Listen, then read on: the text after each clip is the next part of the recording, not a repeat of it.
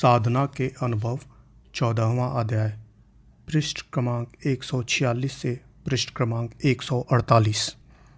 उसके दया पात्र बनने के लिए बाहरी और आंतरिक दोनों शुद्धि की ज़रूरत है। दूसरों के प्रति हमारा व्यवहार अच्छा और पवित्र हो, धर्मशास्त्र के अनुसार हमारा आचरण हो, सच्चाई, ईमानदारी, दया और सेवा भाव हमारे कर्मों में होनी चाहिए। स्त्री, बच्चे, कुटुंबी, पड़ोसी, बल्कि मनुष्य मात्र के लिए हमें यह देखना चाहिए कि उनका क्या हक है और वह हमसे ठीक तरीके से पहुंचता है या नहीं। व्यापार, नौकरी, अतिथि सत्कार, दुखियों की मदद, अनाथ और विधवाओं की सहायता में हम धर्म के अनुसार चल रहे हैं या नहीं। झूठ, मक्कारी, दगाबाजी, चालाकी, चोरी, परनिंदा इत्यादि त्याज कर्म तो हमसे सरजद नहीं हो जाते। यह सब बाहरी बातें हैं जिस पर चलने से भगवान प्रसन्न होते हैं और अभ्यास में उन्नति होती है। कुछ ऐसी बातें हैं जो अंतर की हैं, उन्हें भी समझ लेना चाहिए ताकि साधना में आगे बढ़ सको। वह है ईश्वर में पूर्ण श्रद्धा होना, उससे हर समय डरते रहना ताकि कोई बुरा कर्म न हो, उसकी याद किसी भी समय न भूले, इसकी कोशिश करना, दुनिया का लगाव दिल में कम होना, भगवान ने जितना दिया है और जैसे वह रखना चाहता है उसमें राज़ी रहना, अधिक तृष्णा न करना और जो कुछ उद्योग करने पर मिला है उसी में संतोष रखना, क्रोध न रोकना, अपने को बड़ा न समझना, दूसरों को हकीर अत्यंत क्षुद्र न जानना, दिल में किसी भी से द्वेष न रखना, संध्या और भजन के समय दिल को हाजिर रखना, उसको भटकने न देना, धर्म के कामों में रुचि होना इत्यादि सब ऐसी बातें हैं जिसकी सालिक या पंथई में बहुत ज़रूरत है। इसके बिना साधन पूरी नहीं होती। जिस तरह बाहरी कर्मों को सुधारने की आज्ञा है, वैसे ही भीतरी विचारों के शुद्ध रखने का हुक्म है, क्योंकि विचार गंदे होने पर शारीरिक कर्म भी ठीक नहीं होते। विचार में कमी आते ही इंद्रियों के व्यवहार ढीले पड़ जाते हैं। जैसे यदि श्रद्धा या मोहब्बत में कमी आ गई तो भजन भी ठीक से नहीं हो सकेगा। जैसे यदि श्रद्धा या मोहब्बत की कमी हो गई तो भजन कभी ठीक से नहीं हो सकेगा। अव्वल तो ऐसा आदमी करेगा ही नहीं, और अगर किसी तरह दिल मसोस के किया भी तो उल्टा सीधा जल्दी जल्दी कर लेगा, जिससे कोई फ़ायदा नहीं होगा। भगवान के हेतु कमाई का कुछ भाग निकालना और उसे श्रेष्ठ धर्म कार्यों में खर्च करना भी गृहस्थ का कर्तव्य शास्त्र में बताया है, पर लोभी उसे नहीं निकाल सकता।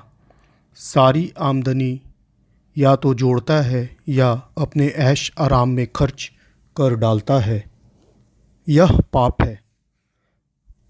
उससे धर्म का ही नाश नहीं होता, बल्कि उस पापी पर आगे चलकर अनेक संकट आ गिरते हैं और वह पैसा अपने साथ दूसरे धन को भी लेकर उन्हीं में निकल जाता है। यज्ञ, तप और दान, यह तीन धर्म के सत्कर्म माने जाते हैं। ऊपर के सब काम यज्ञ व तप हैं और शुभ कामों में पैसा लगाना दान है। इन तीनों के बिना कल्याण नहीं होता। अगर कोई आदमी बाहरी कर्म करने में एहतियात कर ले तो भी जब तक मन की दुरुस्ती और संभाल नहीं होगी, उसका काम न तो पक्का होगा और न अधिक काल तक ठहरेगा। वक्त पर मन धक्का देगा और गलती हो जाएगी। इसलिए सबसे ज़रूरी मन की साल संभाल है। लेकिन यह अंदर की खराबियाँ ज़रा समझ में कम आती हैं और समझ में आ भी जाती हैं तो उनकी दुरुस्ती का तरीका और ढंग मालूम नहीं होता। अगर ढंग मालूम भी होते हैं तो मन की खींचातानी के कारण उस पर अमल करना मुश्किल होता है।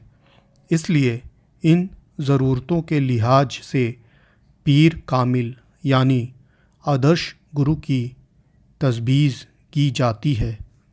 गुरु इन सारी बातों को समझकर शिष्य को खबरदार करता है, उसकी देखभाल रखता है, इनके इलाज और तदबीरें बतलाता है।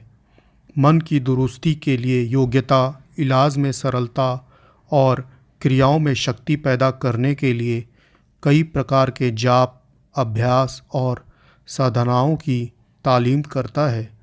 इन्हीं सब कामों के लिए गुरु धारणा करना पड़ता है। जो साधक गुरु की देख रेख में चल के अपने अंतर बाहर को संभाल लेता है, उस पर परमात्मा राज़ी हो जाता है, उनको नज़दीक हो जाता है, उसे दर्शन सुलभ हो जाता है, वह अपनी असली मकसद को पा लेता है और इसलिए यह सब साधन किए जाते हैं। फिर वही यह बीच में गुरु महाराज के उपदेश के कुछ शब्द आपको सुना के फिर अपने उसी मज़मून पर आते हैं। हम यह बता रहे थे कि ईश्वरीय मार्ग में चलने वालों की श्रेणियां कई प्रकार की होती हैं। वह जो इरादा करके रखते हैं और अपना काम शुरू नहीं करते। दूसरे वह जो जोश में आकर शुरू तो कर देते हैं मगर चंद दिनों में ही छोड़कर चले जाते हैं। तीसरे वह जो कुछ दिन तो खूब शौक़ और मेहनत के से चलते हैं मगर जरा सा धक्का लगते ही या दिन उम्मीदों को लेकर उन्होंने यह काम शुरू किया था वह जब पूरी नहीं होती दिखाई देती तो घबरा के लौट पड़ते हैं और थोथा जाल बताने लगते हैं। इन सबसे अलग एक चौथा गिरोह होता है जो हज़ार मुसीबतें आए उनकी खाल तक नहीं खींच ली जाए, कोल्हू में दबा के उनका तेल तक निकाल लिया जाए तो भी इनके इरादे पक्के होते हैं कि मुंह न मोड़ते। वह दिल में ठान लेते हैं कि इश्क की मंजिल में मुसीबतें तो सहनी ही हैं, प्यार की परीक्षा में उत्तीर्ण तो होना ही है। फिर क्यों घबराएं, खुशी से उनको क्यों न सहन करें। वह जिस बात में खुश हों, चाहे वह हमें पसंद हो या ना हो, उसी को करना और दिल में ज़रा भी ख्याल न लाना राज़ी व रिज़ा का साधन है। बस यह वह साधन है जो मालिक को खुश करता है, मालिक के समीप ले जाके खड़ा कर देता है और उसका प्यारा बना देता है। इन लोगों का सिद्धांत ही यह होता है कि राज़ी हैं हम उन्हीं के जिसमें तेरी रज़ा हो। यह श्रेय का मार्ग कहलाता है। कल्याणकारी तो है मगर शुरू में बहुत कष्ट देने वाला भी है, परंतु यही कष्ट, यही दुख तो प्रियतम के दरबार तक पहुंचाने वाला है। दीन और दुखियों के ही तो अधिकार की वह चीज़ है। रोना, बिलकना, तड़पना, कष्ट होने पर आह न निकलना, धक्के खाते हुए भी उधर से मुंह न मोड़ना, यही तो उसकी प्राप्ति के साधन है। इनसे वह रीझता है। दुखों को खुशी से सहन करना और उफ तक जुबान पर न लाना, यही बातें तो उसके कलेजे में दर्द पैदा करती हैं, उसी से उसका मिलाप कराती है। सुर्खरू होता है जो इंसान आफतें सहने के बाद, रंग लाती है हिना पत्थर पे पिस जाने के बाद।